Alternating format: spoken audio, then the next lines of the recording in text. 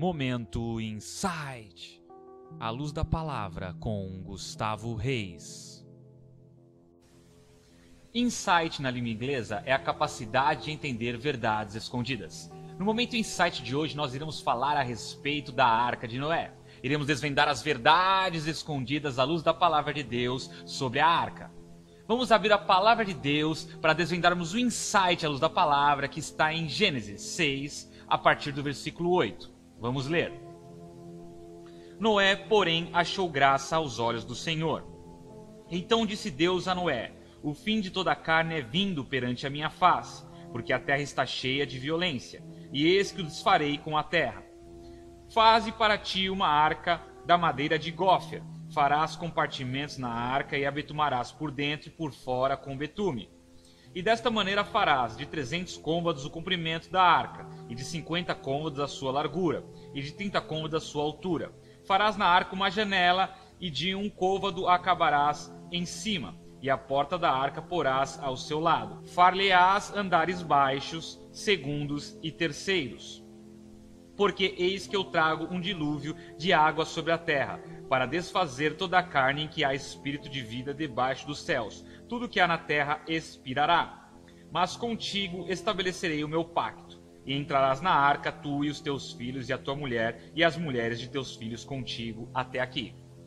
Vamos então desvendar o que está por trás destes versículos. Vamos revelar a verdade escondida à luz da palavra de Deus. Noé, em hebraico, significa repouso, descanso, consolo. Ou seja, meus irmãos, aqui Deus estava dizendo que Noé, o descanso, porém achou graça aos olhos do Senhor. Ou seja, aquele que descansa em Deus acha graça aos olhos do Senhor. Ok? Aquele que descansa é escolhido por Deus para fazer coisas grandes. Porque está escrito que aqui Deus escolheu Noé para construir uma arca, porque Deus estava para enviar um grande dilúvio sobre a terra, ao qual seria exterminado todos os seres viventes, e somente Noé e a sua descendência seriam poupadas. No versículo 13, nós vemos aqui e diz assim: então disse Deus a Noé: o fim de toda a carne é vindo perante a minha face, porque a terra está cheia de violência, e eis que o desfarei com a terra. Aquele que descansa fica sabendo o que Deus vai fazer sobre a terra. Aquele que descansa recebe projetos grandiosos e missões vindas diretamente do coração de Deus. Para desvendarmos o que mais está por trás destes versículos, precisamos nos atentar especificamente a este versículo de número 16 ao 18, que diz assim: farás na arca uma janela, e de 1 côvado acabarás em cima, e a porta da arca porás ao seu lado. Far-lhe-ás andares baixos, segundo e terceiros, porque eu trago um dilúvio de água sobre a terra, para desfazer toda a carne que há espírito de vida debaixo dos céus. Tudo que há na terra expirará. Mas contigo estabelecerei o meu pacto, e entrarás na arca tu e os teus filhos, e a tua mulher, e as mulheres de teus filhos contigo. Repare que Deus falou para Noé fazer uma janela na arca, e falou para colocar do lado dessa janela uma porta, ok? A janela que Deus pediu para Noé fazer na arca era uma janela para quê?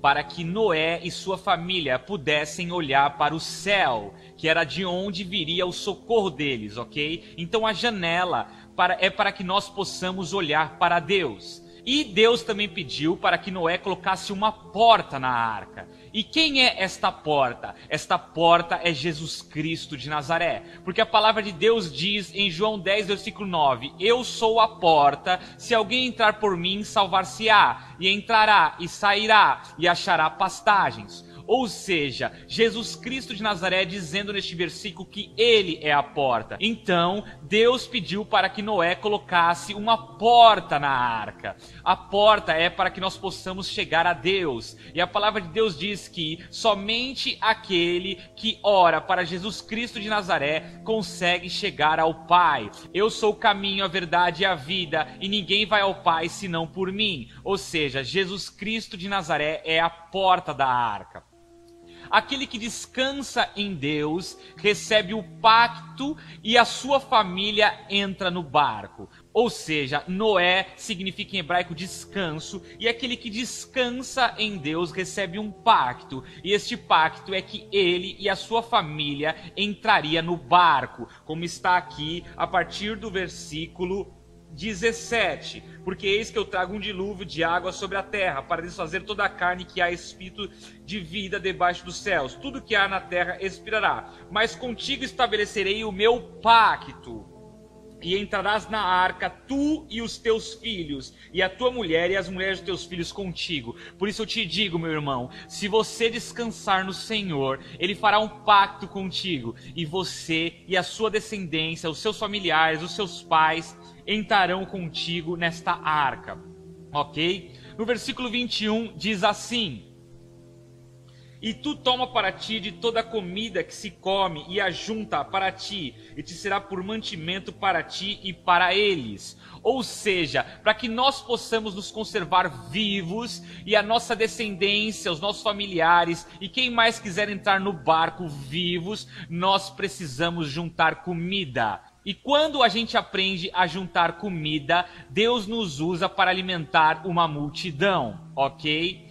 Ou seja, repare aqui que Deus pede para que Noé ajuntasse comida. E o que é esta comida? Comida é a palavra de Deus. Em 1 Coríntios 3, versículo 1 diz: e eu, irmãos, não vos pude falar como a espirituais, mas como a carnais, como a meninos em Cristo. Com leite vos criei e não com carne, porque ainda não podíeis, nem tampouco ainda agora podeis, porque ainda sois carnais, pois havendo entre vós inveja, contendas e dissensões, não sois porventura carnais e não andais segundo os homens? Aqui o apóstolo Paulo estava advertindo a igreja de Coríntios, ok? De que ele não podia alimentar ali os seus seguidores, aqueles que estavam ali buscando a Deus, que estavam congregando naquela igreja, com um alimento mais sólido, algo como carne ou como uma feijoada, algo com constância. Ele apenas estava dando leitinho, ou seja, revelações, coisas rasas da palavra de Deus para eles. Ou seja, a comida é a palavra de Deus. E quando nós aprendemos a juntar comida, então nós iremos alimentar uma multidão. Existe uma passagem onde Jesus pede que os seus discípulos trouxessem algo para alimentar a multidão. E ali um dos discípulos diz: olha, eu só tenho aqui um peixinho e alguns pães. E então Jesus, traga-me eles. E então ele multiplicou. A partir do momento que ele juntou a comida, ele multiplicou para uma multidão. E essa foi a primeira. E depois ele fez uma segunda multiplicação de comida para a multidão. Ou seja, ele multiplicou a palavra de Deus para uma grande multidão. E é isso que Deus quer de você, que você aprenda a descansar em Deus, para que você possa construir uma arca, para que a sua família e você tenham um pacto com Deus de serem salvos através dessa arca, e para que você possa juntar uma comida para alimentar uma grande multidão de pessoas, amém? Para que essas pessoas sobrevivam. No capítulo 7, a partir do versículo 1 e 2, é descrito o seguinte: depois disse o Senhor a Noé: entra tu e toda a tua casa na arca, porque te hei visto justo diante de mim nesta geração. Ou seja, quando nós somos justos diante de Deus, Ele pede para que nós e a nossa família entremos nesta arca, ok?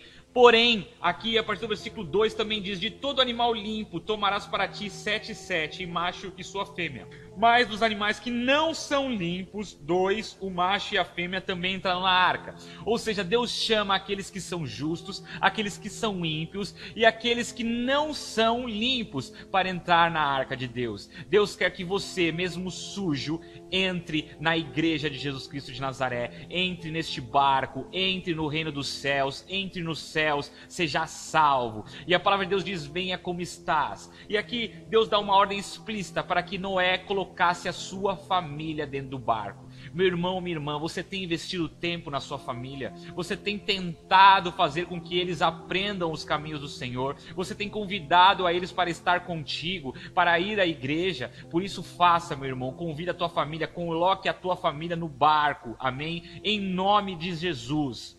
No versículo 17 diz assim: e esteve o dilúvio 40 dias sobre a terra, e cresceram as águas, e levantaram a arca, e ela se elevou sobre a terra, e prevaleceram as águas, e cresceram grandemente sobre a terra, e a arca andava sobre as águas, e as águas prevaleceram excessivamente sobre a terra, e todos os altos montes que haviam debaixo de todo o céu foram cobertos. Em nome de Jesus Cristo de Nazaré, meus irmãos, é necessário que o dilúvio venha, é necessário, Senhor, que as águas prevaleçam, é necessário que cresça incessantemente estas águas, para que a arca seja levantada, para que o seu ministério seja levantado. O ministério precisa andar sobre a palavra de Deus. Se as águas prevalecerem excessivamente, os montes serão cobertos. Se as águas prevalecerem em sua vida, o velho homem irá morrer, a velha criatura irá morrer. Em nome de Jesus Cristo de Nazaré, a palavra de Deus diz em Mateus 14, versículo 24, diz assim: e o barco estava no meio do mar, açoitados pelas ondas, porque o vento era contrário. Mas a quarta vigília da noite, disse Jesus para eles, andando por cima do mar. E os discípulos, vendo andando sobre o mar, assentaram-se, dizendo: é um fantasma, e gritaram com medo.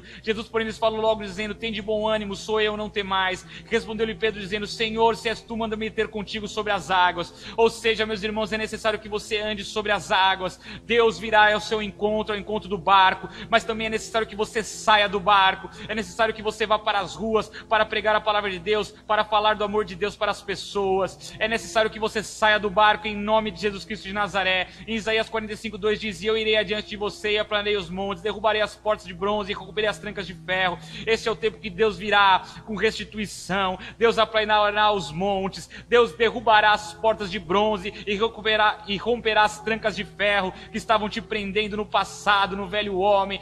Em Colossenses 3:5 diz: fazei, pois, morrer a vossa natureza terrena, prostituição, impureza, lascívia, desejo maligno e avareza, que é a idolatria. É necessário que o velho homem seja afogado na palavra de Deus, no dilúvio de Deus, para que então o novo homem, a nova criatura surja, e você possa então herdar a terra santa e repousar no Monte Ararat, repousar. É necessário que a maldição seja revertida em bênção, em nome de Jesus Cristo de Nazaré. No versículo 23 diz assim: assim foi desfeita toda a substância que havia sobre a face da terra, desde o homem até o animal, até o réptil, até a ave dos céus, e foi instituído da terra, e ficou somente Noé e os que com ele estavam na arca. É necessário que somente aqueles que aprendem a descansar em Deus entrarão no reino dos céus. E no versículo 8, no capítulo 8, versículo 1, diz assim: e lembrou-se Deus de Noé, e de todo animal, e de toda res que com ele estava na arca, e Deus fez passar um vento sobre a terra, e aquietaram-se as águas. Ou seja, é Deus que manda o vento para que as águas possam cessar, para que aquela turbulência, para que aquilo que está te incomodando possa passar. No versículo 4 diz assim: e a arca repousou no 7º mês, no dia 16 do mês, sobre os montes de Ararat.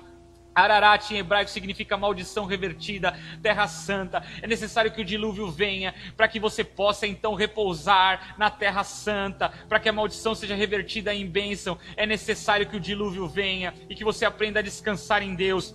Só assim a maldição será revertida em bênção, em nome de Jesus. A palavra de Deus diz no versículo 6: e aconteceu que ao cabo de 40 dias abriu Noé a janela da arca que tinha feito. Ou seja, o descanso abre a janela da arca, o descanso abre a janela do céu sobre a tua vida. Aprenda a descansar em Deus para que a janela do céu seja aberta sobre a tua vida. Quando o Espírito Santo não encontra repouso em você, ele volta para o céu. No versículo 8 diz assim: depois soltou uma pomba a ver se as águas tinham minguado sobre a face da terra. A pomba, porém, não achou repouso para a planta dos seus pés e voltou para ele, para a arca. Ou seja, meus irmãos, para que o Espírito Santo repouse sobre você, é necessário que ele encontre repouso, é necessário que ele encontre descanso. Se ele encontrar descanso, o Espírito Santo permanecerá em você, se você aprender a descansar em Deus. Se não, o Espírito Santo voltará para os céus. A primeira coisa que Noé fez quando ele saiu do barco foi fazer um altar para Deus. Ele aprendeu a descansar no Senhor e a sacrificar aquilo que custava para Deus. Aqui a palavra de Deus diz: então Noé saiu,